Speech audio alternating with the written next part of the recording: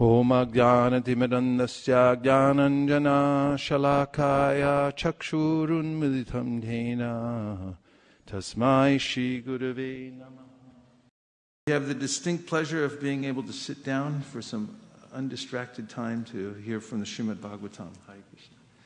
And so I welcome everyone this morning here at ISV, and those of you who have joined online this morning. Thank you very much for being part of this great yajna to continuously read Srila Prabhupada's books, which have descended from the spiritual world to bring us back home, back to Godhead. Go Premanande Haribo. Let's hear a big welcome for everyone online. Come on. Haribo! There you go. We know you're out there, and we love you. Thank you very much. Hare Krishna. So we're continuing with our reading in the Srimad Bhagavatam. This morning, a slightly different program. Usually we chant the Brahma Samhita at this time and then go into the Bhagavatam class. But today we're having an extended planning session just after this class, starting at around 9 o'clock, I believe. Did we say 9? Yeah, 9 o'clock until we finish later this afternoon. We'll break for breakfast and lunch and everything like that. But we'll be making plans all morning for improving, increasing the Sankirtan part. Thank you. And therefore, we're going straight into the Bhagavatam class so that we can hear about the Lord blessing Sudhama Brahman. We're on Canto 10, Chapter 81. The Lord blesses Sudhama Brahmana. And the text, I'm starting with 1 and 2. Shukadeva Goswami said, Lord Hari, Krishna, perfectly knows the hearts of all living beings, and he is especially devoted to the Brahmanas. While the Supreme Lord, the Lord of all saintly persons, conversed in this way with the best of the twice-born, he laughed and spoke the following words to that dear friend of his, the Brahmana Sudhama, all the while smiling and looking upon him with affection. Purport. Could you give me a book stand also? This is a big book. Purport. According to Srila Sridhar Swami, the words Sarva Bhuta Mayo Bhikna indicate that since Lord Krishna knows the minds of everyone, he could tell at once that his friend Sudhama had brought some flat rice for him and was ashamed to present it. According to Srila Vishwanath Chakravarti Thakur's further explanation of this verse, Lord Krishna smiled at this moment, thinking, yes, I am going to make you show what you brought for me. His smile then turned to laughter as he thought, how long are you going to keep this precious gift hidden in your cloth? Krishna glanced toward the bundle hidden inside his friend's garment, telling Sudhama by his loving glance, the veins showing through your emaciated skin and your ragged clothes astonish everyone present, but these symptoms of poverty will last only until tomorrow morning. Although Lord Krishna is Bhagavan, the supreme independent Lord, he is always pleased to reciprocate with those who are Priya, his cherished servants. As the indulgent patron of the Brahmana class, he especially enjoys favoring Brahmanas who are additionally qualified by unconditional devotion to him. Om Ajnanatimidandasya Jnananjana Shalakaya Chakshurun Militam Dhena Tasmai Shri Gurave Namaha.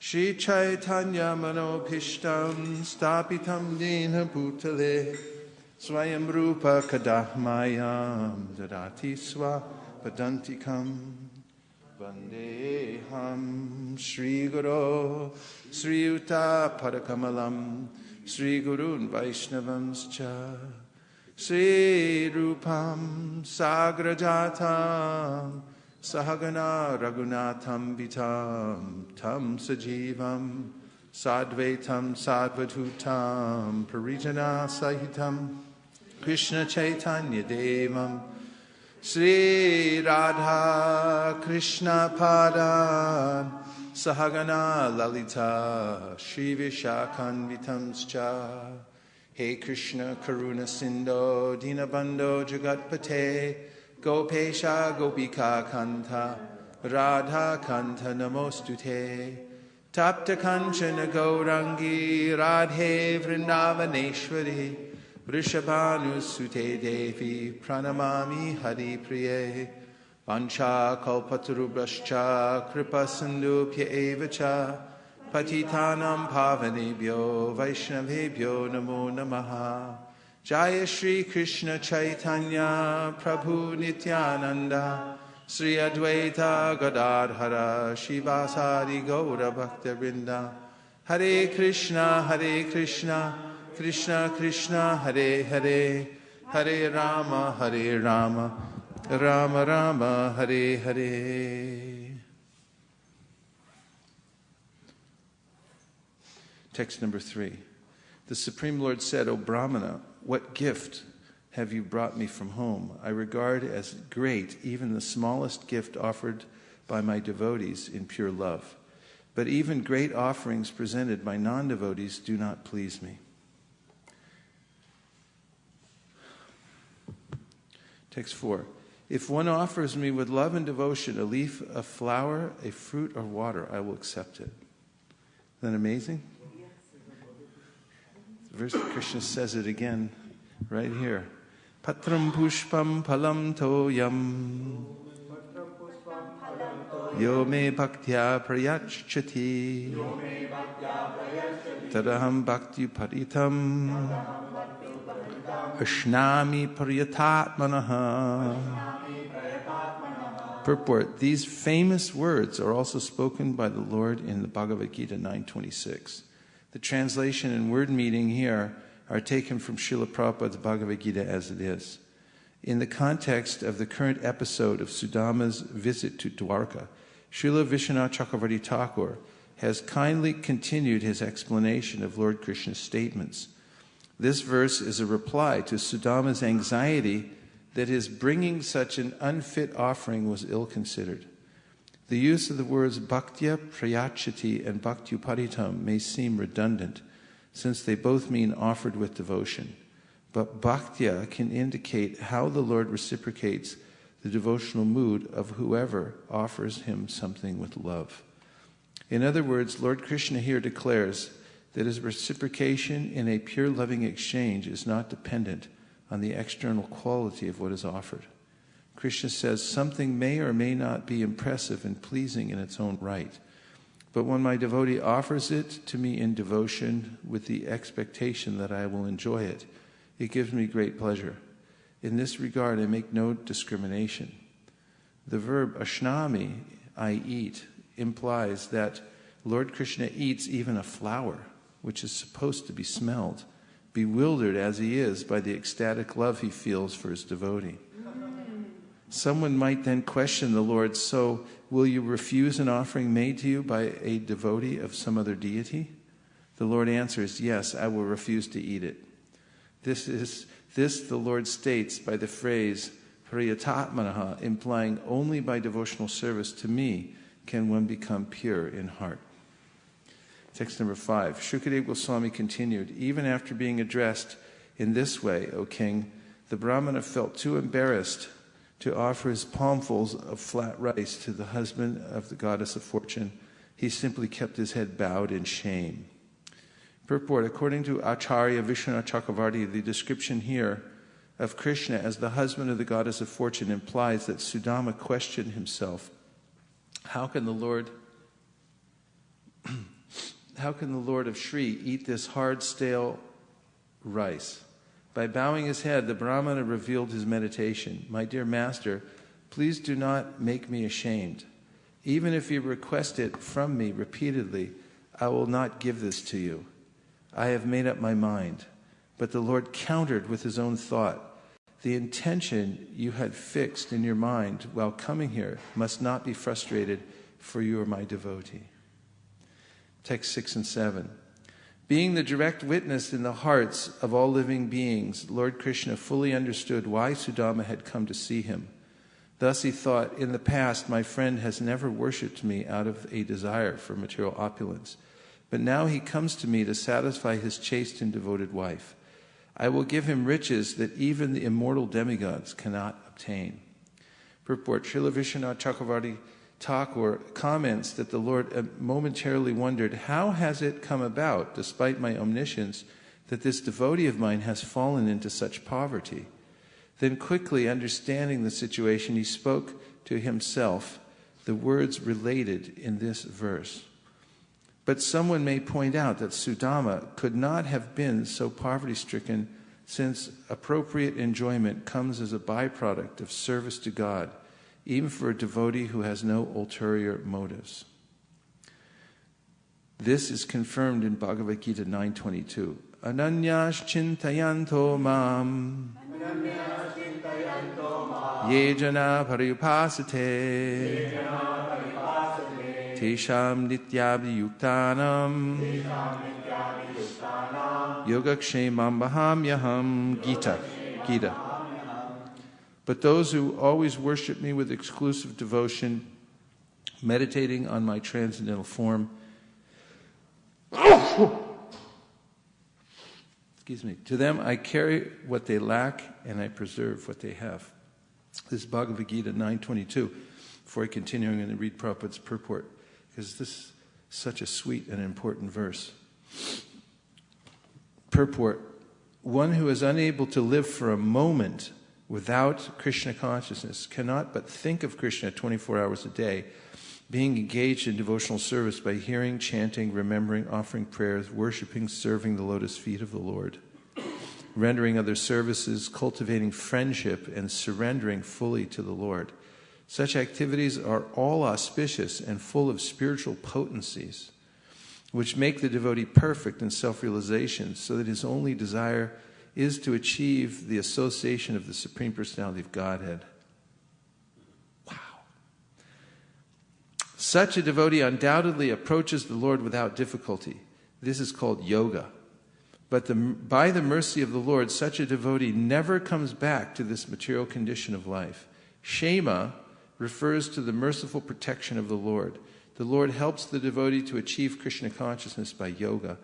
And when he becomes fully Krishna conscious, the Lord protects him from falling down to a miserable condition of life. Could live off this verse for the rest of our lives, right? Ananyas chintayantamam. Ananya, having no other object. I'll say that, and we can say it together. Ananya, having no other object. Chintayantaha, concentrating. Mam, on me. Ye, those who. Janaha, persons. Paripasate, properly worship. Tesham, of them. Nitya, always. Abhiyuktanam, fixed in devotion. Yoga, requirements. Shemam, protection. Vahami, carry. Aham, I. Can you grab me the Prabhupada's lecture on this from the Bhagavad Gita? But those who always worship me with exclusive devotion. So, ananyas chintayanto mam. With no other object. So, one's focus, one's consciousness is only fixed on the process of devotional service. This requires shraddha. As a definition we hear in the Chaitanya Charitamrita. Shraddha shabde bishwas kohe surida nishchoy krishne bhakti koila sarva karma krita hoy.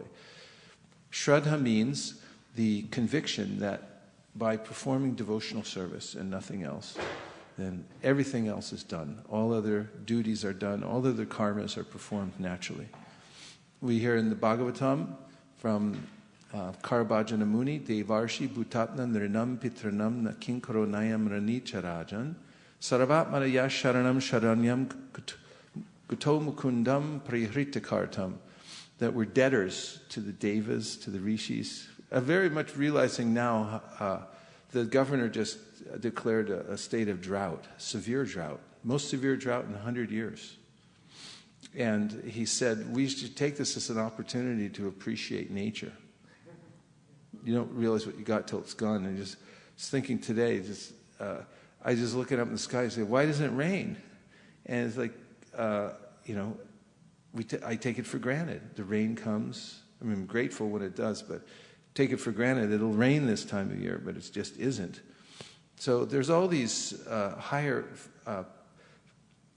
beings who are providing all kinds of amenities to us on behalf of the Supreme Lord, and we owe for those. But one who's fully engaged in devotional service doesn't owe anybody anything, because he's fully paying his debt by watering the root of the tree. Everything else is satisfied because of that. Here's Prabhupada's comments on this verse, Ananyas Chintayantamam. Now Lord Krishna is speaking about his own devotees. So far he has spoken about the elevationists, material elevationists. Evam traidharma manu prapana kata katam kama kama labante. Repeating the same process, sometimes going up, sometimes coming down. This is the material process. Today I am the richest man, and tomorrow I may be poverty-stricken man in the street. This is going on. As we find in this earth, so also by our previous activities we can be promoted in better planets. Then shinye punye martya lokam vishante. And when the resultant actions of pious activities is finished, then again we are driven to this earth, or down from further down than this earth. So this is going on. Lord Chaitanya said that E rupe brahmanda brahmete kon bhagyavan jeev. Everyone say, E rupe brahmanda brahmete kon bhagyavan jeev. This way, this cycle of different species of life, they're going on. So traveling in this way, somebody who is very fortunate by association of devotees, he gets the seed of devotional service. E rupe brahmanda brahmate kon bhagyavan jeev. To achieve the seed of devotional service is a fortunate achievement. It is not very easy, because it ceases the cycle of different transmigration of the soul. By ignorance, we take this spot life as permanent settlement, and we think that we shall live here permanently and make arrangement to live here permanently and make assets for my children, for my nation. Now Google set up a special department to defeat death, because they have trillions of dollars and they're making everything else. So now they have a special department to overcome death. I think someone should inform them about the real formula. Maybe they'll take it up. Chanting Hare Krishna. So everyone's thinking, I shall live here permanently, make arrangement to live here permanently, and make assets for my children, for my nation. It's lunacy, actually. I read a book once on investing called Die Broke. And the guy says in the book, he said, why is everyone working so hard to save up assets to pass on to their children? They work their whole life to save these up, and then so their children can inherit. He said, spend everything while you're here, because otherwise, why are you working so hard? But we do not know that the cycle of transmigration is not fixed up. I do not know what next life is mine. So that's a profound statement. We don't know, Hare Krishna, we don't know that the cycle of transmigration is not fixed up, meaning that we don't know what's going to happen in the next life. Anything can happen. It's according to Daiva Naitrena. This is Prahlad Maharaj says that this transmigration is fixed up at the time of death by higher authority. Daiva, somebody else decides. And I heard Prabhupada the other day say that it's according to our service record. Just like in a company, you have a service record, and then you transfer that over to another company, and they'll look at it and say, oh, okay, you went to Stanford, and you did well on your thing. You were golden boy back in college and high school and so forth. And then they say, okay, And so he said every living entity has a service record. And so Daiva, that's looked at. And earlier in this chapter, we heard how Krishna knows the heart of every living entity also. There's no secret. So one who understands all these things, Ananyas Chintayantamam, dedicates his consciousness to Krishna. We have no other refuge. Samasrita ye padapalava plavam mahatpanam punya yasho mararehe. Krishna killed so many big demons, including the Murari demon, and therefore the devotees know that he's the only shelter in this world, and he's the source of the whole material manifestation and the person who's making it going on. Who would take shelter of anyone else? And Uddhava said, Aho bhakiyam stanakalakutam. Who would take shelter of anyone else than Krishna, who's so merciful that his enemy came to kill him by smearing her breast with deadly poison, and he gave her the highest benediction? Why would you go to someone else for some benediction after hearing that? Uddhava says. So taking shelter of Krishna with all of one's consciousness, ananyash chintayanto mam, the chintya, the consciousness, becomes absorbed in just these activities of Shravanam, Kirtanam, Vishnu Smaranam, Pada Sevanam, Archanam, Bandhanam, Dasyam, Sakyam, Atma Nivedanam. These 9 processes of devotional service can be carried out 24 hours a day, and one's consciousness can be absorbed. And even if you have to go to work, which most of us do, then Krishna says in the Gita, Tasmat sarveshu kaleshu mama nusmara yudyacha mayarpita mano bhudir mami vaishyatya samshaya. At the same time that you're fighting with your boss, you should be thinking about Krishna. Because it's possible, especially if you chant Hare Krishna. You chant Hare Krishna as you're going throughout all the other activities of your life. You should think, I'm fighting this battle for Krishna. And Krishna will deliver us. Yogakshemam bahamyaham means he personally takes a hand in our life and carries what we lack and preserves what we have. And that's a fact. So the richest person is someone who's not dependent on anything else or anyone else except for Krishna. This is actual freedom, happiness, and true wealth. Because when I'm dependent on others, then I have a vested interest, and I have to worry. Even the demigods were worried when Lord Nrsingadev was fighting with Prahlad Maharaj, because they were thinking, if he loses, if Lord Nrsingadev loses, and Nrsingadev and Hiranyakashipu already saw us cheering on Lord Nrsingadev, because they had a vested interest. They have homes and power and all kinds of things to protect. But the pure devotees are never worried about anything, because they don't have a vested interest. Their only desire is, let me continue with these 9 processes of devotional service, and that can go on anywhere. Narayana parak sarve nakutaschana bipyate swarga pavarga narakeshu apitulyana darshana. To them, it's equal, whether they're in heaven or hell, because they said, I just want to go on chanting and preaching and hearing about Krishna. And if that's our refuge, these 9 processes of devotional service, that nothing else is that important to me. I may have other duties to do, but I know my fallback position, that I'm fully satisfied by this hearing and chanting. Then there's nothing to worry about. Bhukti mukti siddhi kami sakaliya shanta. Krishna bhakta ataiva, what is it? Krishna bhakta nishkama ataiva shanta bhukti mukti siddhi kami sakaliya ashanta. So Chaitanya Charitamrita says that only the bhaktas are peaceful. Krishna bhakta nishkam, because they don't have any desire. That means no material desire. They have intense desire to serve Krishna, but that's not a material desire. That's a spiritual desire.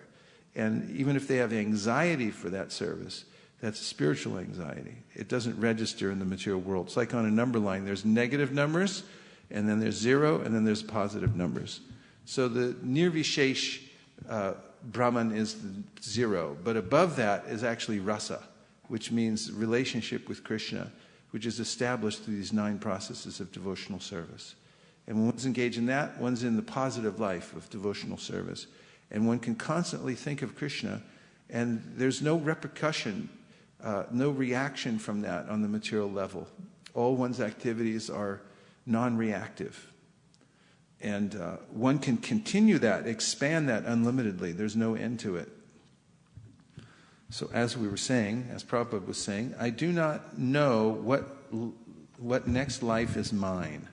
I do not know who is coming as my son, who is coming, who is going out of the scene as my son.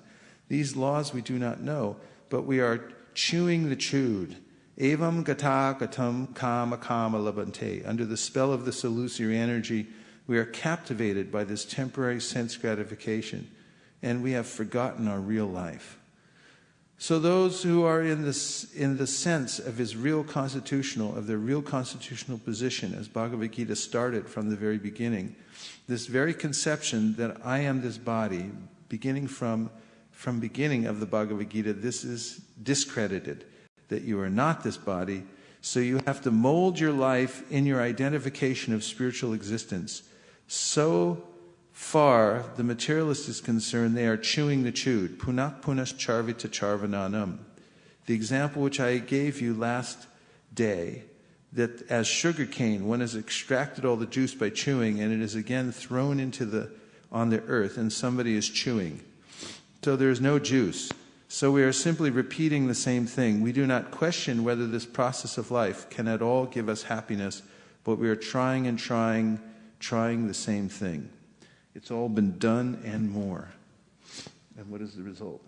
Are you all happy now that we got to hear that verse? Ananyas chintayantamam. Can live off that, right? That verse in purport can live off that forever.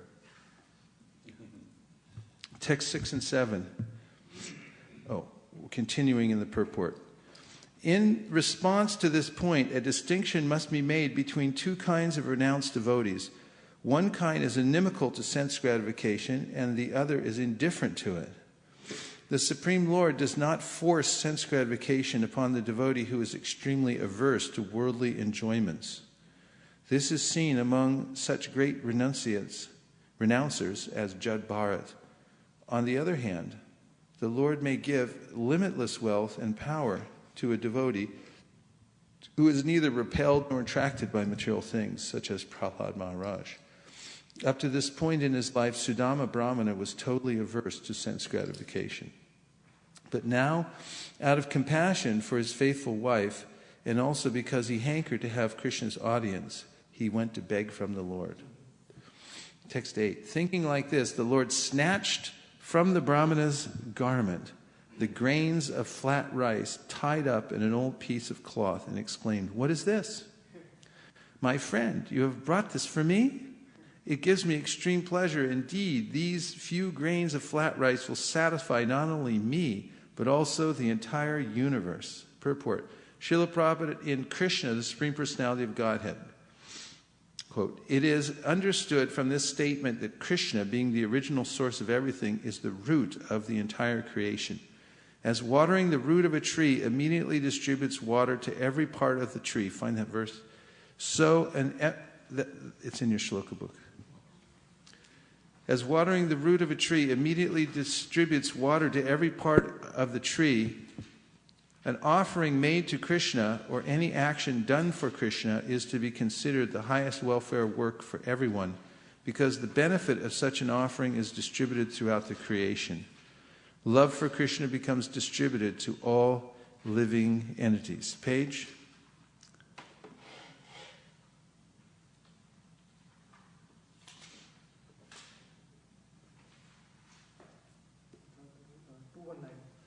Look in your shloka books on page 219, please, for a unique life experience, a new life's experience. Let's look at this verse, a very important verse here. It's from Bhagavatam 4:31-14 on page 219. You'll see it at the top of the page. All say, please repeat. Yata toror mula nishechanena. Yata toror mula nishechanena. Tripyanti tatskanda bujo pashaka. Tripyanti tatskanda bujo pashaka. Prano paharach chayatendriyanam. Prano paharach chayatendriyanam. Tataiva sarvarhanam achyuteja. Tataiva sarvarhanam achyuteja. Translation, as pouring water on the root of a tree energizes the trunk, branches, twigs, and everything else, And as supplying food to the stomach enlivens the senses and limbs of the body, simply worshiping the Supreme Personality of Godhead through devotional service automatically satisfies the demigods who are parts of that Supreme Personality. Another very important verse for understanding how it is that one can simply focus one's mind on Krishna and devotional service, and that everything else will come naturally. Isn't it? Okay. Text 10. After saying this, the Supreme Personality, the Supreme Lord, ate one palmful and was about to eat a second when the devoted goddess Rukmini took hold of his hand. Purport. Queen Rukmini took hold of Krishna's hand to prevent him from eating any more of the flat rice. According to Sridhar Swami, with this gesture she meant to tell the Lord, "This much of your grace is sufficient to assure anyone vast riches, which are merely the play of my glance. But please do not force me to surrender myself to this Brahmana, as will happen if you eat one more handful." Srila Vishwanath Chakravarti explains that by taking hold of the Lord's hand, Rukmini implied, "If you eat all this wonderful treat your friend brought from his house, what will I have left for my friends, co-wives, servants, and myself? There will not be enough left to distribute even one grain to each of us." And to her maidservant companions, she said by her gesture, "This hard rice will upset my Lord's tender stomach." Srila Prabhupada comments that when food is offered to Lord Krishna with love and devotion, and he is pleased and accepts it from the devotee, Rukmini Devi, the goddess of fortune, becomes so greatly obliged to the devotee that she has to personally go to the devotee's home to turn it into the most opulent home in the world. If one feeds Narayan sumptuously, the goddess of fortune, Lakshmi, automatically becomes a guest in one's house, which means that one's home becomes opulent. Text 11. Queen Rukmini said, "This is more than enough, O soul of the universe, to secure him an abundance of all kinds of wealth in his world and the next, in this world and the next. After all, one's prosperity depends simply on your satisfaction." Pumsas twat tosha karanam. Pumsa, for a person, twat, your tosha, satisfaction, karanam, having has its cause.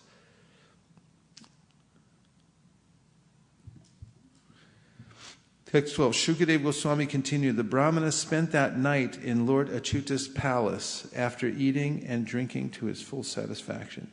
He felt as if he had gone to the spiritual world. The next day, Sudhama set off for home while being honored by Lord Krishna, the self-satisfied maintainer of the universe. The Brahmana felt greatly delighted, my dear king, as he walked along the road."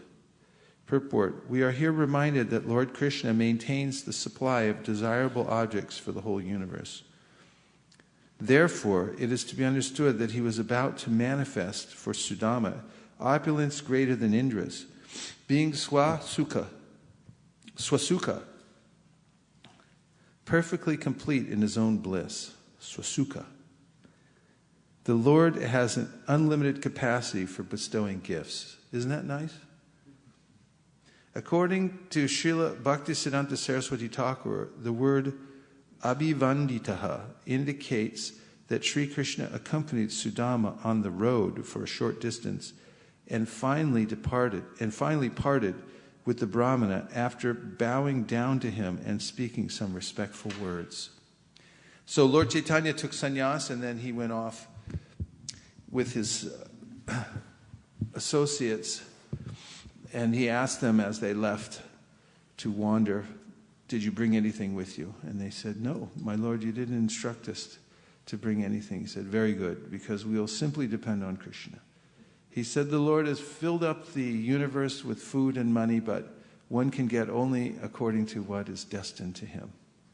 Isn't that true? Silicon Valley is filled up with food and money, but Google has most of it. And you can get only according to what's in your destiny. And then he said, sometimes a king, every day he eats a royal feast. But some days he becomes angry at someone. And then he vows, I will not eat today. And therefore he has to fast. That's his karma, that he can't eat that day. And another day, the royal feast is served, and then he gets a high fever and he can't eat. So he said, in this way, no matter what situation one's in, whatever arrangement one makes, one can get only what one's destined to get by material nature. And tasyaiva heta prayate te kovido. Tasyaiva heto prayate te kovido na labhyate yad brahmatam uparyadad. What is it? Tad. Anyway, it's coming. Verse is coming as of 1st Canto, 5th chapter. And here Narada Muni says that one should not... Thank you very much. Talabhyate dukhavadanyata sukham, page 172 in your shloka book. You can have a look at this beautiful verse. Just take a look at it. Observe this verse and see the beauty of it. Tasyaiva heto prayate tako vido nalabhyate yad brahmatam uparyadaha talabhyate dukhavananyata sukham kalena sarvatra gabhira ramasa. I'll say, please repeat. Tasyaiva heto prayate tako vido nalabhyate yad brahmatam uparyadaha talabhyate dukhavadanyata sukham kalena sarvatra gabhira ramasa. Translation is, persons who are actually intelligent and philosophically inclined should endeavor only for that purposeful end, which is not obtainable even by wandering from the topmost planet Brahmaloka down to the lowest planet Patala. As far as happiness derived from sense enjoyment is concerned, it can be obtained automatically in course of time, just as in course of time we obtain miseries, even though we do not desire them. And now we have the great pleasure of hearing Srila Prabhupada's purport to this verse. Imagine where he was sitting at the time, just how Prabhupada would wake up in the middle of the night, 12 o'clock midnight, and then he'd begin translating. So he's there, he's speaking what he heard from his spiritual master, what he realized, and he's putting it into a dictaphone that's being transferred onto the page. And now we have this direct association with Prabhupada through his Vani. Acharya Vani we have just by hearing. So this is his purport, spoken directly to us by him. And he spoke it for us, just so we could hear this. Here's the purport. Every man everywhere is trying to obtain the greatest amount of sense enjoyment by various endeavors. Again, every man everywhere is trying to obtain the greatest amount of sense enjoyment by various endeavors. That's a good opening line to presenting a book. Every man everywhere is trying to obtain the greatest amount of sense enjoyment by various endeavors. Some men are busy engaged in trade, industry, economic development, political supremacy, etc., and some of them are engaged in fruit of work to become happy in the next life by attaining higher planets. It is said that on the moon the inhabitants are fit for greater sense enjoyment by drinking somaras, and the Pitrilok is obtained by good charitable work. So there are various programs for sense enjoyment, either during this life or in the life after death. Some are trying to reach the moon and other planets by some mechanical arrangement, for they are very anxious to get into such planets without doing good work. But this is not to happen. By the law of the Supreme, different places are meant for different grades of living beings according to the work they have performed. By good work only, as prescribed in the scriptures, can one obtain birth in a good family, opulence, good education, and good bodily features. We see also that even in this life, if one obtains a good education or money by good work, similarly, we see also in this life, one obtains a good education or money by good work. Similarly, in our next birth, we get such desirable positions only by good work. Otherwise, it would not so happen that two persons born in the same place at the same time are seen differently placed according to previous work. But all such material positions are impermanent. The positions in the topmost Brahma Loka and in the lowest Patala are also changeable according to our own work. The philosophically inclined person must not be tempted by such changeable positions. He should try to get into the permanent life of bliss and knowledge, where he will not be forced to come back again to the miserable material world, either in this or that planet. Miseries and mixed happiness are two features of material life, and they are obtained in Brahma Lok and in other lokas also. Miseries and mixed happiness, which is worse? I'm not sure. They are obtained in the life of the demigods and are also in the life of dogs and hogs. The miseries and mixed happiness of all living beings are only of different degree and quality, but no one is free from the miseries of birth, death, old age, and disease. Similarly, everyone has his destined happiness also. No one can get more or less of these things simply by personal endeavors. No one can get more or less of these things simply by personal endeavors. Just relax then. Even if they are obtained, they can be lost again. One should not, therefore, waste time with these flimsy things. One should only endeavor to go back to Godhead. That should be the mission of everyone's life. All right, it's settled. Okay? It's over. Finished. Nothing to see here. Moving on. Okay. So we've got some great verses coming out this morning, right? What are some of them so far? Ananyas chintayanto mam ye jana pariyupashate tesham nityabdi yuktanam yogakshemam bahamyaham. That one we can live in the purport there we could read over and over again. And then we had Yatatoror mula nashechatena tripyanti tatskanda bujo pashaka prahanarach shot. What is it? Yatendriyanam sarvarhanam something achuteja. So that one we have in what else? Tasyaiva heto prayateta kovido nalabyate tad brahmadam uparyata talabyate dukavadanyata sukham sarvatra gabiraram hasa. So devarshi bhutap nandrinam pitrinam, etc. So many of these verses. Good to collect these verses and review them over and over and over again because they're speaking to us directly. And as earlier we heard in the purport to Ananyas Chintayantamam, Prabhupada said something very powerful. He said all of these processes, especially the hearing and chanting and the 9 processes of devotional service, he said they're full of spiritual potencies.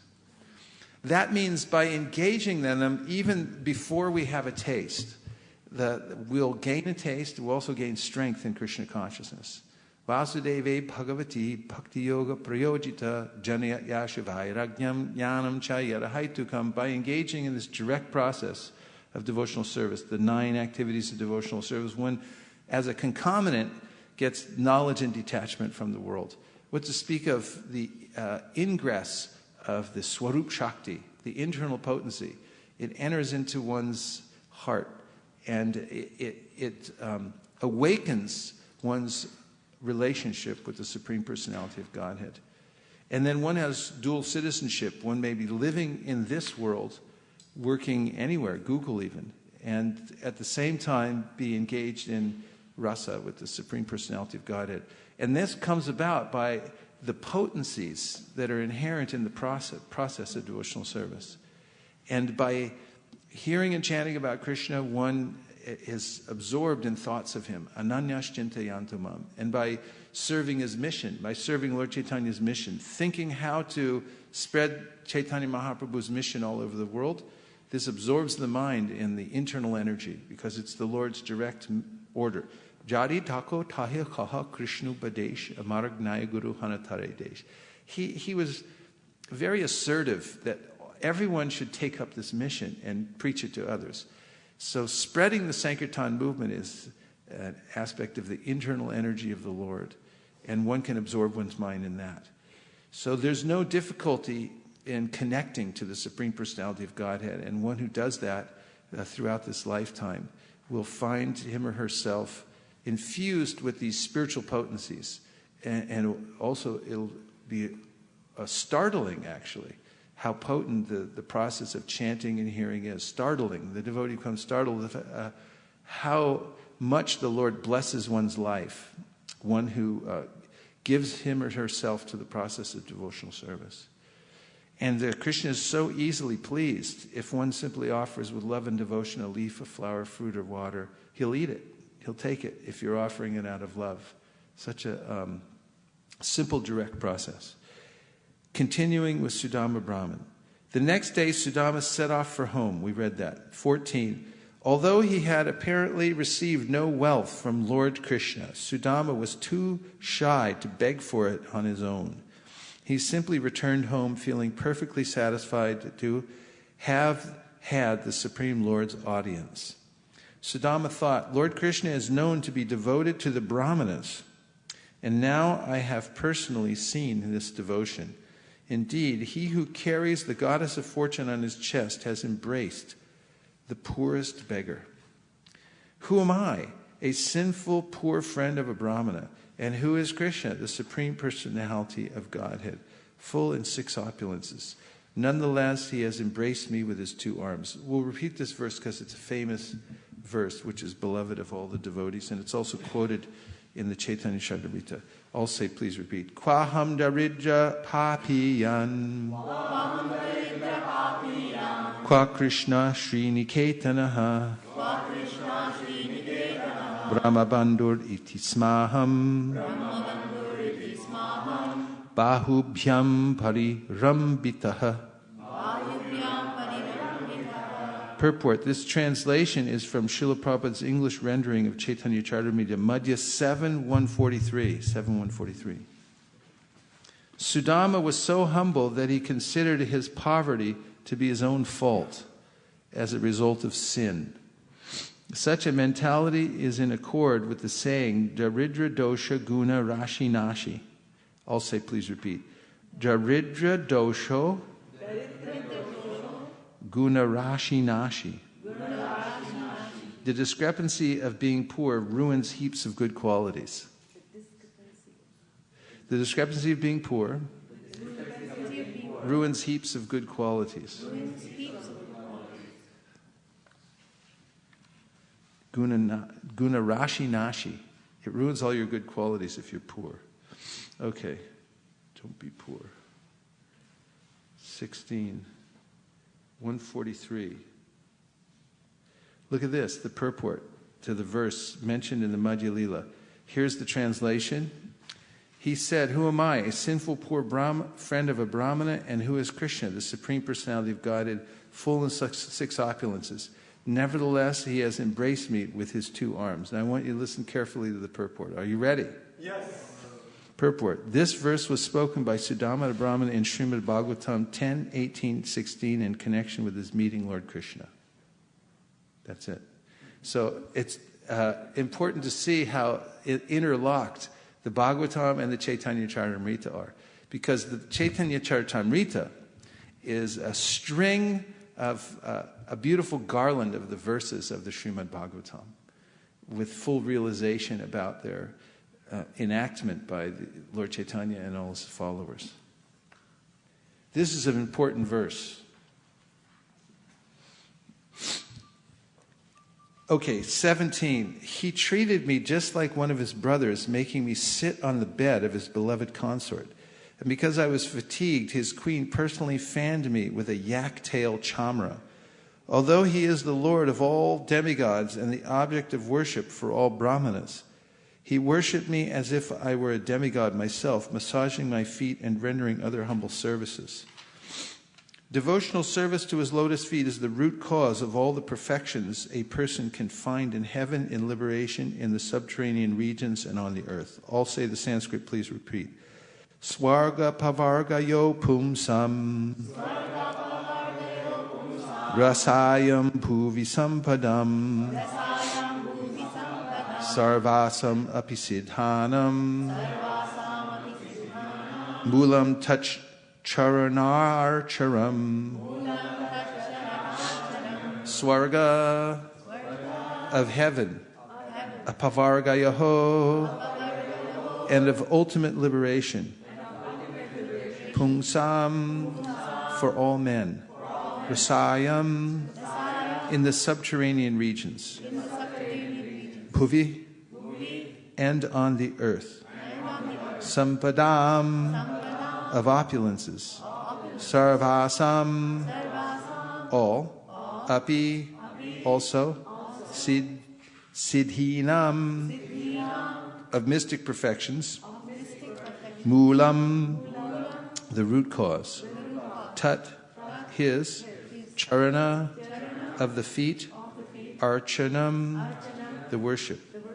Okay, here's the translation. Devotional service to his lotus feet is the root cause of all the perfection a person can find in heaven and liberation in the subterranean regions on the earth. Good, right? Yashoda Kumar likes it. Text 20. Thinking, if this poor wretch suddenly becomes rich, he will forget me in his intoxicating happiness. The compassionate Lord did not grant me even a little wealth. Purport. Sudhama's statement that Lord Krishna bestowed on him not even a little wealth may also be taken to mean that instead of giving him wealth that was abhuri, slight, the Lord in fact gave him the immense treasure of his association. This alternative meaning has been suggested by Srila Vishwanath Chakravarti Thakur. 21 through 23. Shukadeva Goswami continued, thinking thus to himself, Sudhama finally came to the place where his home stood. But that place was now crowded on all sides with towering celestial palaces rivaling the combined brilliance of the sun, fire, and the moon. There were splendorous courtyards and gardens, each filled with flocks of cooing birds and beautified by ponds in which Kumuda, Amboja, Kalhara, and Utpal lotuses grew. Finely attired men and doe-eyed women stood in attendance. Sudhama wondered, what is all this? Whose property is this? How has this all come about? Purport. Srila Sridhar Swami gives the sequence of the Brahmana's thoughts. First, seeing a great unfamiliar effulgence, he thought, what is this? Then noting the palaces, he asked himself, whose palace is this? And recognizing it as his own, he wondered, how has it become so transformed?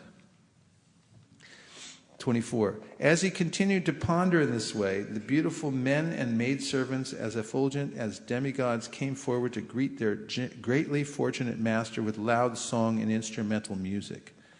Purport. As explained by Acharya Vishwanath Chakravarti, the word pratyagranan, they acknowledged in turn, indicates that first Sudhama accepted the servants within his mind, deciding, my Lord must want me to have them. And in response to the visible change in his attitude, they approached him as their master. Vittal likes that one. Translation.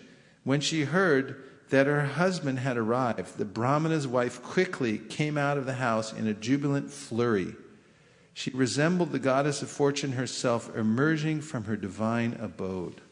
Purport. Srila Sridhar Swami points out that since Lord Krishna had turned Sudhama's house into a heavenly abode, everyone living there now possessed beautiful bodies and attire appropriate to the residents of heaven. Srila Vishwanath Chakravarti Thakur adds this insight. The night before, Sudhama's poor emaciated wife had been sleeping in rags under a crumbling roof. When she woke in the morning, she found herself and her house wonderfully changed. Only for a moment was she confused. She then realized that this opulence was the Lord's gift to her husband, who must be on his way home. Thus, she prepared to greet him. 26. When the chaste lady saw her husband, her eyes filled with tears of love and eagerness. As she held her eyes closed, she solemnly bowed down to him, and in her heart she embraced him. Sudhama was amazed to see his wife, shining forth in the midst of maidservants adorned with jeweled lockets. She looked as effulgent as a demigoddess in her celestial airplane. Purport. Srila Vishwanath Chakravarti Thakur explains that up till now, the Supreme Lord had kept the Brahmana in his wretched state so that his wife could recognize him. Text 28. With pleasure he took his wife with him and entered his home, where there were hundreds of gem-studded pillars, just as in the palace of Lord Mahendra. Purport. Srila Vishwanath Chakravarti comments that Sudhama was simply astonished at the sight of his wife, as he wondered, who is this demigod's wife, who has approached such a fallen soul as me? The maidservants informed him, this is indeed your wife. At that very moment, Sudhama's body became young and beautiful, bedecked in fine clothing and jewelry. The word pritaha here indicates that these changes gave him considerable pleasure. The famous 1,000 Names of Vishnu hymn of the Mahabharata immortalizes Sudhama's sudden opulence in the following phrase: Sridhama Ranka Bhaktartha Bhumyanti Tendra Vaibhavaha. Did you all know that? Lord Vishnu is also known as he who brought Indra's opulence to this earth for the benefit of his pitiful devotee, Sudhama. Sudhama. What a nice verse, huh? Sridhama Ranka Bhaktartha Bhumyanti Tendra Vaibhavaha. The Lord Vishnu is also known as he who brought Indra's opulence to this earth for the benefit of his pitiful devotee, Sudhama. Good, huh? We should chant the Vishnu Sahasranam now, just to get to that part. Does anybody here know it through the whole thing? Chittahari, no? We chanted Fremont Temple. They chanted Fremont Temple. Yeah? It's difficult to memorize everything, but it's if you get used to it, you can chant it. Oh.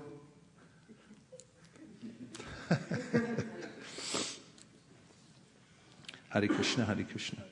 In Sudhama's home were beds as soft and white as the foam of milk, with bedsteads made of ivory and ornamented with gold. There were also couches with golden legs, as well as royal chamra fans, golden thrones, soft cushions, and gleaming canopies hung with strings of pearls. Upon the walls of sparkling crystal glass, inlaid with precious emeralds, shone jeweled lamps, and the women in the palace were all adorned with precious gems. As he viewed this luxurious opulence of all varieties, the Brahmana calmly reasoned to himself about his unexpected prosperity. Sudhama thought, I have always been poor. Certainly the only possible way that such an unfortunate person as myself could become suddenly rich is that Lord Krishna, the supremely opulent chief of the Yadu dynasty, has glanced upon me. After all, my friend Krishna, the most exalted of the Dasharhas, as an enjoyer of unlimited wealth, noticed that I secretly intended to beg from him. Thus, even though he said nothing about it when I stood before him, he actually bestowed upon me the most abundant riches. In this way, he acted just like a merciful rain cloud. Purport, Sri Krishna is Bhuri Bhoja, the unlimited enjoyer. Bhuri Bhoja. Nice, huh? He did not tell Sudhama how he was going to fulfill his unspoken request, because according to Srila Vishwanath Chakravarti, he was thinking at the time, my dear friend has given me these grains of rice, which are greater than all the treasures I own. Even though in his own house he had no such gift to bring me, he took the trouble of begging it from a neighbor. Therefore, it is only proper that I give him something more valuable than all my possessions. But nothing is equal to or greater than what I possess. So all I can do is give him such meager things as the treasures of Indra, Brahma, and other demigods. Embarrassed at being unable to properly reciprocate his devotee's offering, Lord Krishna bestowed his favor on the Brahmins silently. The Lord acted just like a magnanimous rain cloud, which provides the necessities of life for everyone near and far, but feels ashamed that its rain is too insignificant a gift to give in return for the abundant offerings that farmers make to it. Out of shame, the clouds may wait until nighttime, when the farmers are asleep, before watering their fields. Hey, look, Haladar Rupa is here. Haladar Rupa ki! Jai! Welcome home, Haladar. Haribo. Come on, a big Haribo.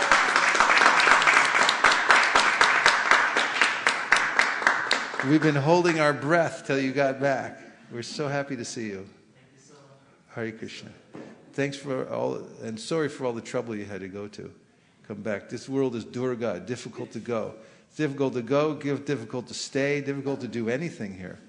And Krishna knows it too. He says in the Bhagavad Gita, Daiva hiyesha gunamayi mama maya duratyaya mameva ye prapadyante maya metam tarantite. It's duratyaya. It's a very difficult place to live. But we have to make the best use of a bad bargain. And the best use of the bad bargain is ananyas chintayantamam. Simply absorb one's consciousness in the 9 processes of devotional service. And serve Krishna. And spread Lord Chaitanya's movement. Do that, no problem. This is nice, isn't it? The Lord considers even his greatest benedictions to be insignificant, while he magnifies even a small service rendered to him by his well-wishing devotee. Thus, with pleasure, the Supreme Soul accepted a single palmful of the flat rice I brought him. The Lord is the supremely compassionate reservoir of all transcendental qualities. Life after life, may I serve him with love, friendship, and sympathy. And may I cultivate such firm attachment for him by the precious association of his devotees.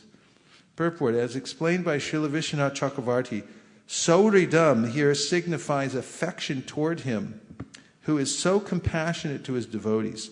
Sakyam is affinity manifested in the desire to live in his company. Maitri is the attitude of intimate comradeship, and Dasyam is the urge to do service. All these urges awaken through the process of hearing, chanting, associating with advanced devotees. Naturally, when one comes in contact with the Lord's internal potency through association with advanced devotees, which is where the internal potency appears in this material world, especially Bhavadvida Bhagavatas Tirtha Bhuta Swayam Vibho Tirtha Kurvanti Tirtani Swantakstena Gadabrata. Yudhishthir told Vidura that you're verily a holy place personified, because you carry the personality of God within your heart. Wherever you go, you purify even the holy places just by your presence there.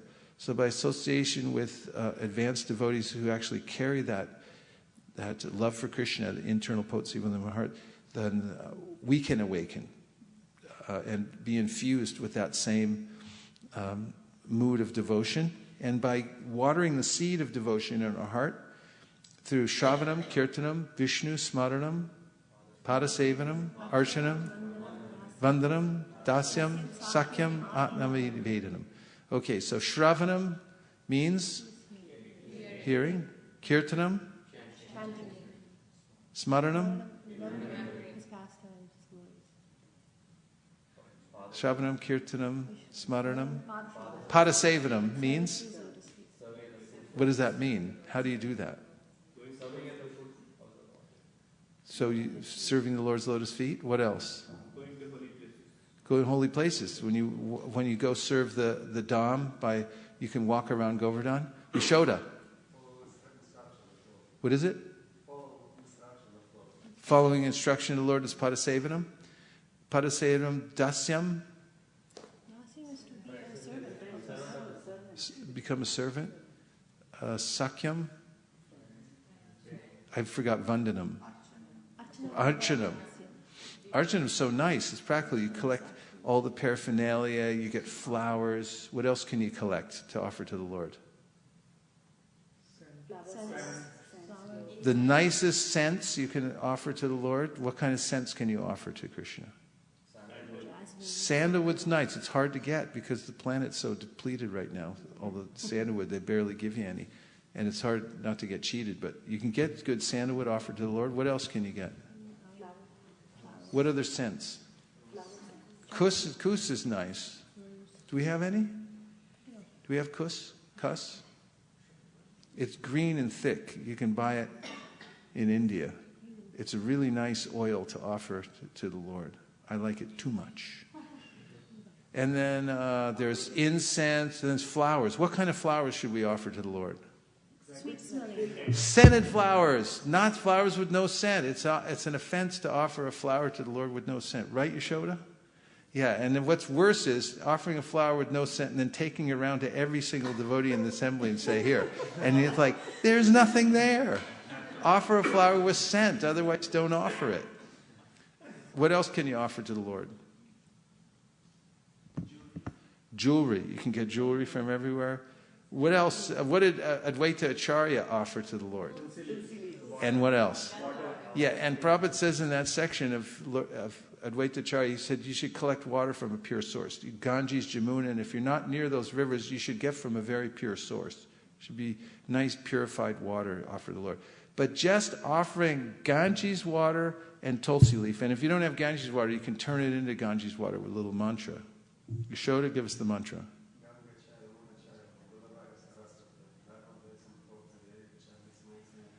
Yeah, just by calling the rivers, they come all in, and then you can offer with Tulsi leaves. And then the Lord sells himself to the devotee who offers a little palmful of Ganges water and some Tulsi leaves. That's how Advaita Acharya got Lord Chaitanya to come down. He read it, he remembered in the Shastra that there was this verse that says, the Lord sells himself to a devotee. And we know that's true from this verse now, right? Sudhama didn't even want to offer anything because he was too ashamed of it, and he borrowed it from a neighbor, and he tried to hide it, and the Lord took a couple palmfuls, and that was it. He was so, and then he said, whatever I give is insignificant compared to this. That's how grateful Krishna is for a little offering given in love. So this Archanam is so nice, collecting, for somebody who's engaged in Archanam, everywhere they go, they're always looking for nice things for Krishna. In fact, you can even go shopping. Anybody like to shop? Well, if you're engaged in Archanam, you can actually shop in such a way that you're not over-collecting or being, absorbed by Maya in some way. Because you just go around shopping and you're always looking for nice things that you can pick up for the Lord. What are some things you can find when you go shopping? You can find clothes, you can find nice cloth, right? Nice beads. What? Ornaments. Jewelry. I was at a dollar shop in Japan. Actually, the guy who started those hyaku yen, which means hyaku yen, and hyaku yen is $1 approximately. And hyaku yen shops, everything $1. And I found something, I didn't even know what it is, but I've had it for about 10 years now. It's this little screen. I don't know what else you'd use it for, but a shnan for my deities when I travel. A little bathing thing. It's got a little wire thing, and I think it was made just for that. I've never seen another one again. It cost me $1, use it for 10 years. But otherwise, hyaku-en shops, you just collect all this stuff, and then you throw it away 5 years later.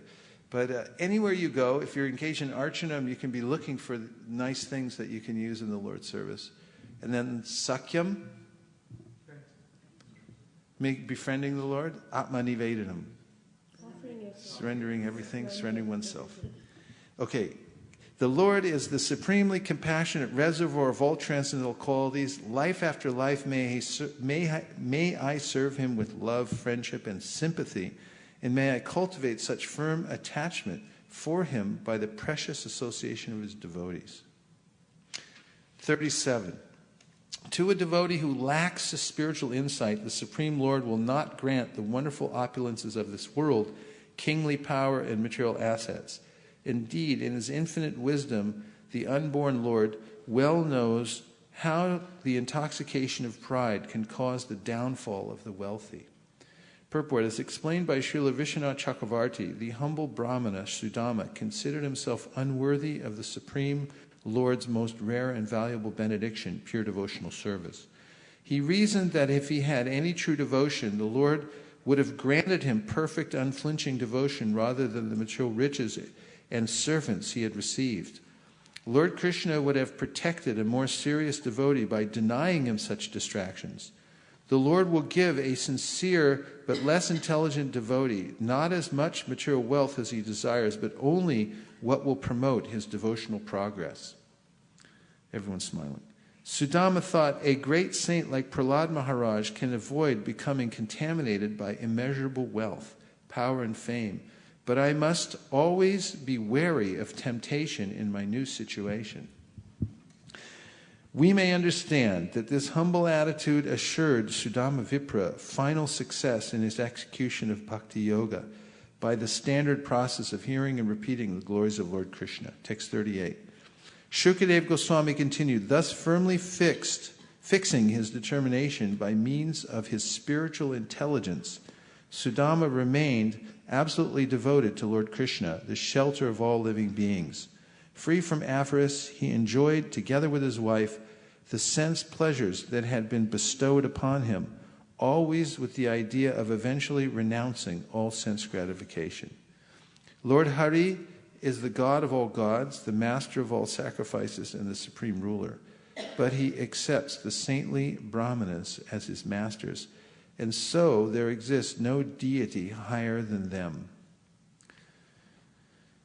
Purport. Srila Vishwanath Chakravarti points out that even though Sri Krishna is the supreme ruler of creation, he accepts the Brahmanas as his masters, even though he is the God of all gods. The Brahmanas are his deities, and even though he is the Lord of all sacrifices, he performs sacrifices to worship them. 40. Thus seeing how the unconquerable Supreme Lord is nonetheless conquered by his own servants, the Lord's dear Brahmana friend felt the remaining knots of material attachment within his heart being cut by the force of his constant meditation on the Lord. In a short time, he attained Lord Krishna's supreme abode, the destination of great saints. Purport. Sudhama's earthly fortune has been described, and now Shukadeva Goswami describes the treasure the Brahman enjoyed in the next world. Shri Jiva Goswami mentions that Sudhama's last trace of illusion lay in the subtle pride of being a renounced Brahmana. This trace was also destroyed by his contemplating the Supreme Lord's submission to his devotees. 41. The Lord always shows Brahmanas a special favor. Anyone who hears this account of the Supreme Lord's kindness to Brahmanas will come to develop love for the Lord and thus become free from the bondage of material work. Purport. In the introduction to the chapter of Krishna, the Supreme Personality of Godhead, that describes this pastime, His Divine Grace Srila Prabhupada comments, Lord Krishna, the Supreme Personality of Godhead, the Supersoul of all living entities, knows very well everyone's heart.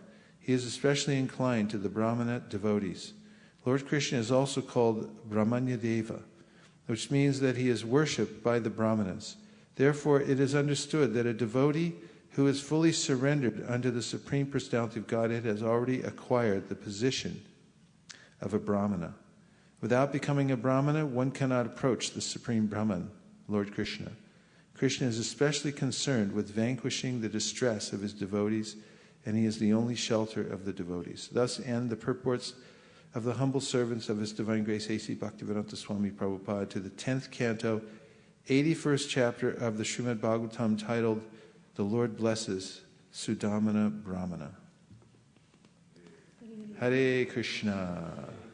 What a nice yagya, huh? Okay, so any reflections? We'll hear some reflections.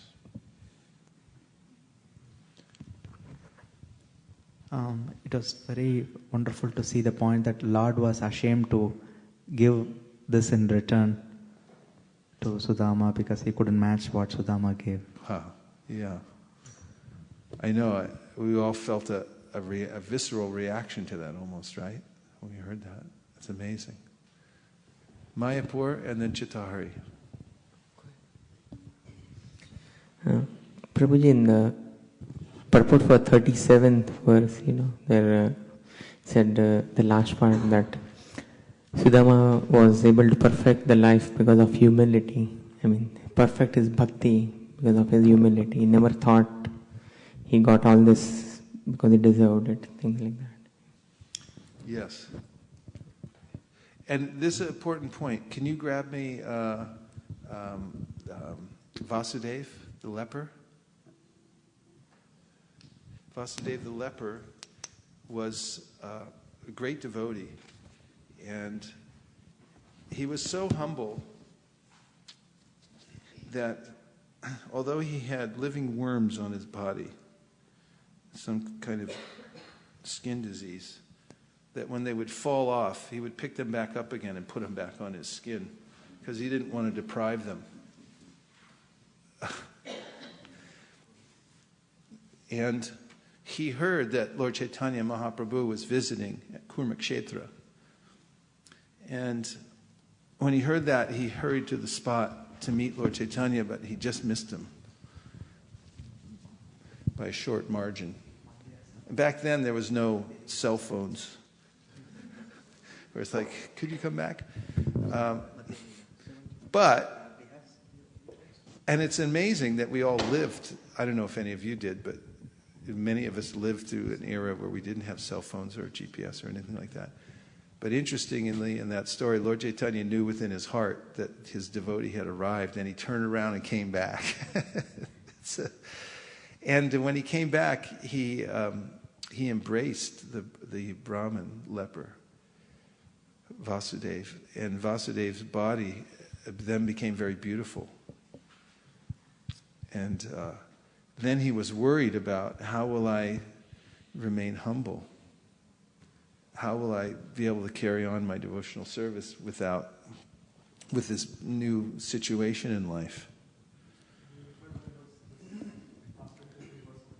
Thus, Lord Chaitanya Mahaprabhu would remain at night in one place, and the next morning after bathing, he would start the next. When Sri Chaitanya Mahaprabhu left, the Brahmin Kurma followed him at great distance. But eventually, Lord Chaitanya took care to send him back home. There was also a Brahmin named Vasudeva, who was a great person, but was suffering from leprosy. Indeed, his body was filled with living worms. Although suffering from leprosy, the Brahmin Vasudeva was enlightened.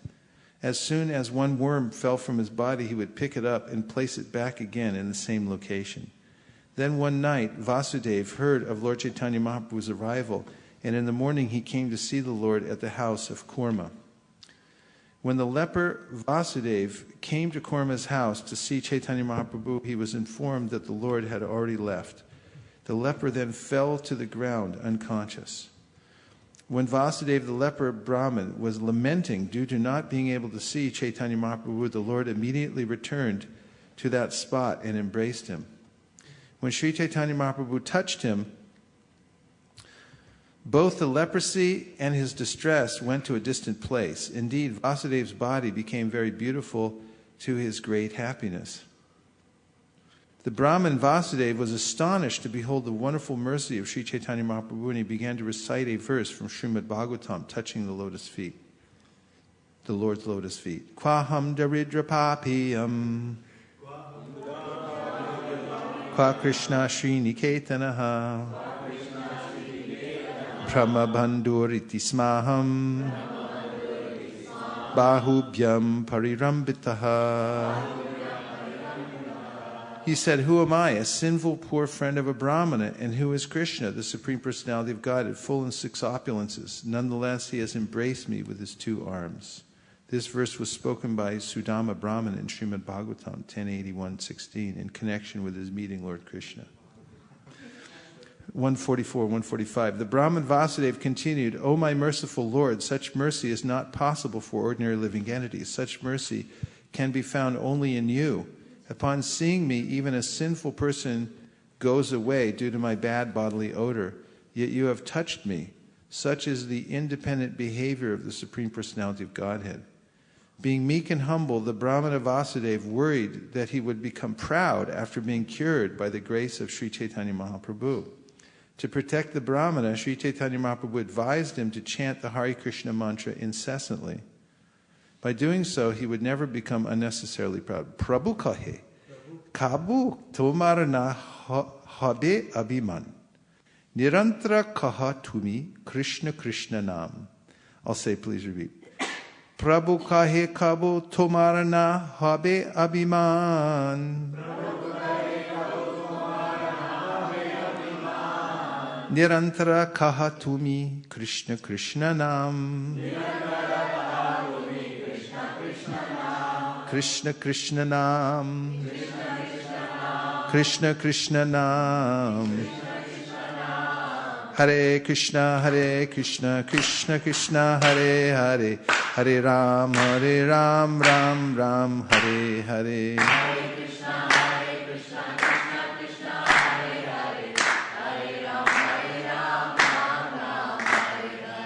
So you should tell people, Nirantara kaha tumi, Krishna Krishna Nam.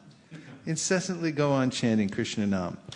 Sri Chaitanya Mahaprabhu also advised Vasudeva to preach about Krishna and thus liberate living entities. As a result, Krishna would very soon accept him as his devotee. What a perfect segue into our Sankirtan meeting. Can you believe this? So he told him two things, and this is simple. Incessantly chant Hare Krishna. And it's coming right from Lord Chaitanya's mouth. Prabhu kahe. So Prabhu said, just incessantly chant Hare Krishna. And the other thing is preach. Chant and preach. That's it. It's a simple movement. And by these two methods, he says, Krishna would soon accept him as his devotee and he would stay humble. Purport. Although Vasudeva Vipra was a leper and had suffered greatly, still after Sri Chaitanya Mahaprabhu cured him, he instructed him to preach Krishna consciousness.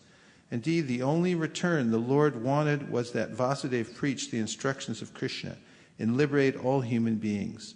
That is the process of the International Society for Krishna Consciousness. Each and every member of this society was rescued from a very abominable condition, but now they are engaged in preaching the cult of Krishna consciousness. They are not only cured of the disease called materialism, but are also living a very happy life. Everyone accepts them as great devotees of Krishna, and their qualities are manifest in their very faces. If one wants to be recognized as a devotee by Krishna, he should take to preaching work, following the advice of Sri Chaitanya Mahaprabhu. Then one will undoubtedly attain the lotus feet of Sri Chaitanya, Lord Krishna himself, without delay. Go Premanande! That makes a lot of sense, because chanting Hare Krishna directly connects one to the Supreme Personality of God, and preaching makes one a friend of the Lord. He accepts such a person very quickly. One of my godbrothers, Guru Kripa Prabhu, told me that when he joined the movement in San Francisco, 1970, and then he heard Prabhupada was in India and needed help. So he asked if he could go to India, and everyone said no. And he said, I'm going anyway. So he had to collect his own ticket, which at that time meant go on the street and collect. So he collected a ticket, he went to India, and then Prabhupada was very much available. Unlike in America, he was always moving, busy, and surrounded by an entourage and stuff. It's hard to get close unless you were, one of the big leaders. But in India, Prabhupada is a completely different mood. People can walk in his room and just sit down, talk, go to darshans a couple times a day. So he told me that he went there, and Haribol Dimitri, Hare Krishna. He went there he'd go there to all the darshans and he'd sit down, and he said Prabhupada didn't even look at him. He didn't pay attention to him, didn't talk to him. He talked to others, but he didn't pay any attention to him. And after a couple of months like that, then he got an opportunity, did Guru Kripa, to go down south. He went to Coimbatore and a few other places in the south, some first delegation of devotees to go down there and preach. And they made a big splash because they were, these Western devotees going down there and chanting Hare Krishna, and they knew some stuff.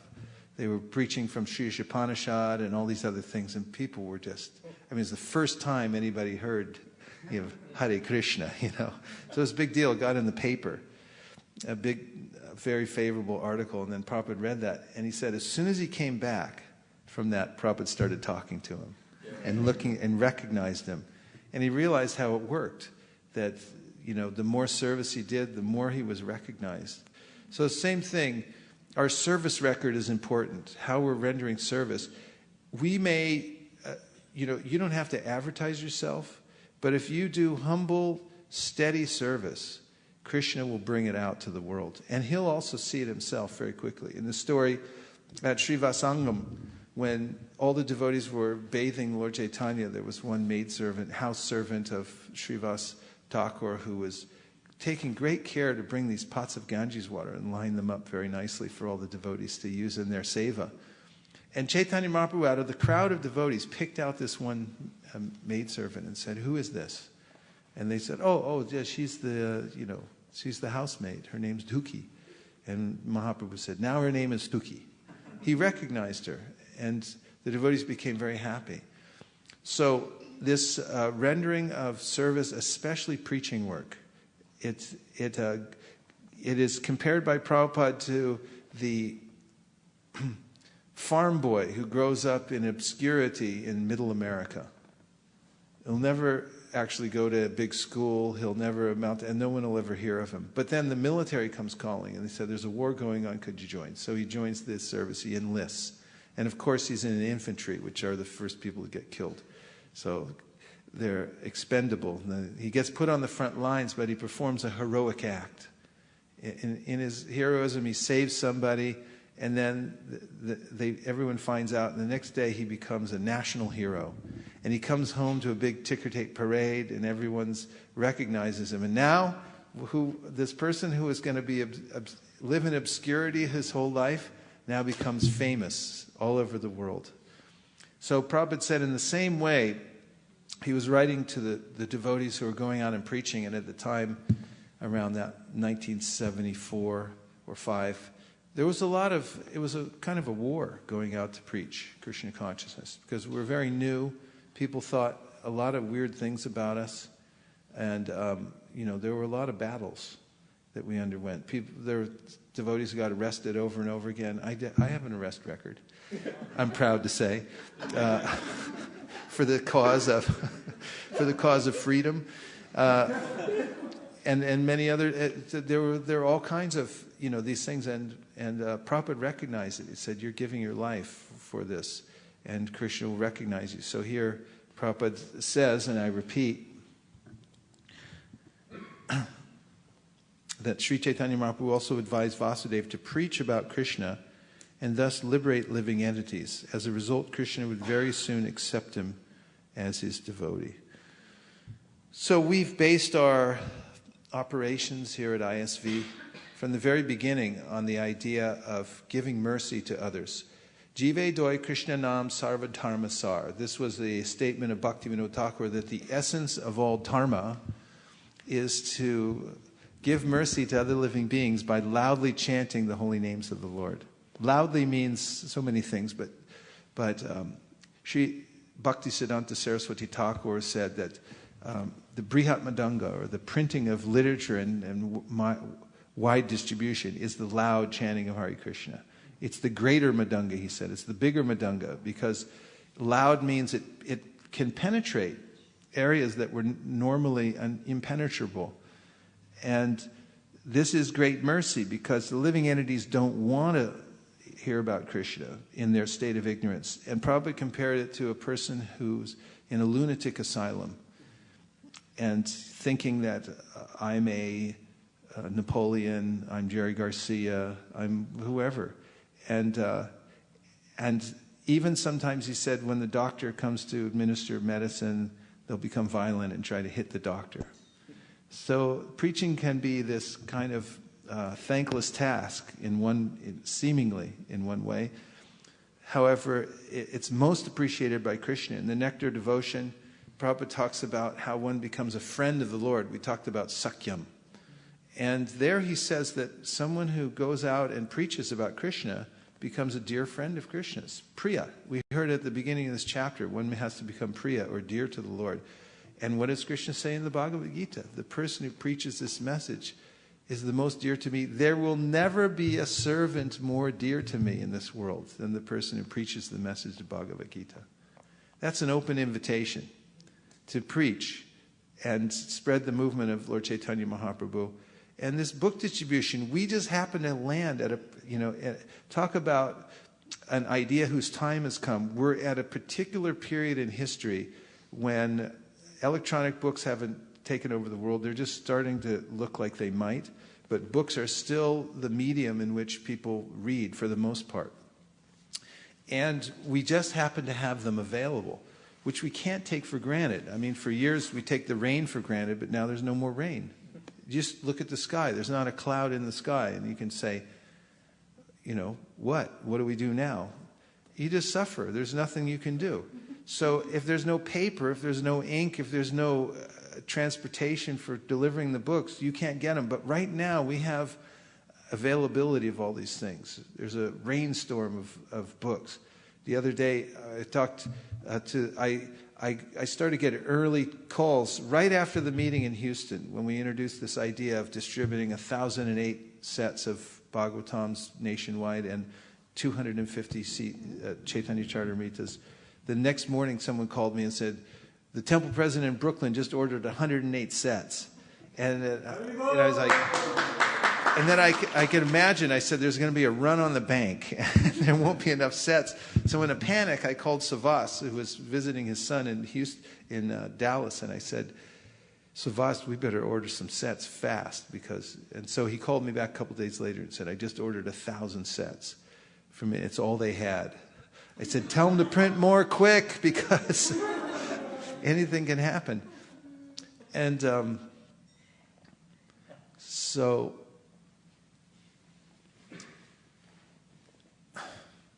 absorption in this consciousness of giving mercy to others is the quickest way to become recognized by the Supreme Personality of Godhead. And come what may, whatever facilities we get here, and as we all can see, they're coming by the mercy of the Lord. You know, this humble facility that we have now for worshiping Sri Sri Radha Krishna. We're satisfied in one way. In another way, we always want bigger, more, and so forth. But as long as we have the harmonious association of the devotees, loving friendships between our devotees, and the opportunity to go on hearing and chanting uninterrupted, and the opportunity to do some tangible service, which was specifically requested us by His Divine Grace A.C. Bhaktivedanta Swami Prabhupada to profusely distribute books, what more could we want in life? And the rest, that comes by the mercy of the Supreme Personality of Godhead. In a second, He can bestow, and in a second, He can take away. He's the maker, He's the breaker. We're just humble servants. We do the best we can to increase our service. And so here's the good instruction for us to move over into our Sankirtan Ishtagoshti, in which we will brainstorm ways to improve the Sankirtan movement, is that Chaitanya Mahaprabhu told Kurma Brahma, in all circumstances now you have a very beautiful body, chant Hare Krishna incessantly. That's not hard to do, right?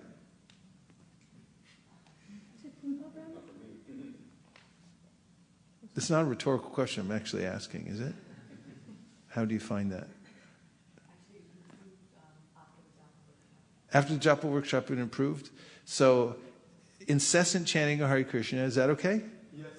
Okay, so let's all agree. Incessant chanting of Hare Krishna.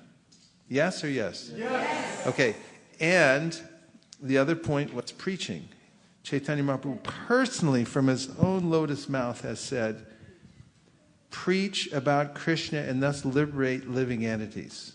And you can't have any more fun than that, going around liberating living entities. Knock, knock, knock. Who's going to open the door? It's like, hi, we're here, whether you like it or not. And guess what we brought you? Wake up. Come on. Open the door now. And, here's the book. Here's the prasadam. Here's the holy name. And it has to be done. It has to be done. That's the Lord's purpose for the creation. So this is the life. Sankirtan is real life. Incessant chanting Hare Krishna, and then giving the mercy to as many people as possible by distributing books. That's how I derailed myself. I was just saying about availability of books. Now, they're available now, so we should take advantage of this window of opportunity that we have in this particular time in history. Srila Bhaktisiddhanta Saraswati, in fact, Chaitanya Mahaprabhu was just here a few minutes ago. Sri Chaitanya Mahaprabhu was here, then Srila Bhaktisiddhanta Bhaktivinoda seconds ago in geological time. They're here. They're the fragrance of their beautiful bhakti is still in the air, and the request is still hanging in the air. I mean, the words that they spoke, please distribute these books. If you ever get money, print books. That sound vibration they uttered has not even dissipated yet. It's still in the air. We can reach out and touch it. And somehow or other, other institutions in the past have disintegrated, like the Gaudiya Math after Srila Bhaktisiddhanta Saraswati Thakur left. For infighting and all kinds of other reasons, the lack of a GBC, of a governing body commission, that he asked for, it fell apart. And people went off in their own ways. I mean, they're all great souls in their own right, and there are so many pure devotees in that organization, but they weren't able to come together as a preaching organization in an effective way, like ISKCON has. And despite all that ISKCON's been through, and everyone that's in ISKCON has been through, it's holding together, and we have an opportunity right now, come what may, to increase the preaching. And I can't think of a better way. Bhagavad Gita, Srimad Bhagavatam, Chaitanya Charitamrita, these are tadiya. They're such dear paraphernalia to us because they are simultaneously non-different from the Supreme Personality of Godhead, and they contain the purports of His Divine Grace A.C. Bhaktivedanta Swami Prabhupada. I dare anyone to find a better combination than that anywhere in the three worlds. The commentary of a pure devotee and the original book itself. And you won't find these expanded word for word and the original Devanagari anywhere else in the world. You look at Gita Press or any other place that's prolific in producing these books, and you won't find the quality that we have at the Bhaktivedanta Book Trust. It's Prabhupada's own heart. So the support of book distribution, which is our focus here at ISV, in which we see that all other programs are important and vital as a management of the results of our preaching. So let's take full advantage of it in 2014, which we've just entered. Hare Krishna. Nachari Armarman, Nachari Armarman, Nachari Armarman, Nachari Armarman, hey, Nachari Armarman, Nachari Armarman, Nachari Armarman, Nachari Armarman.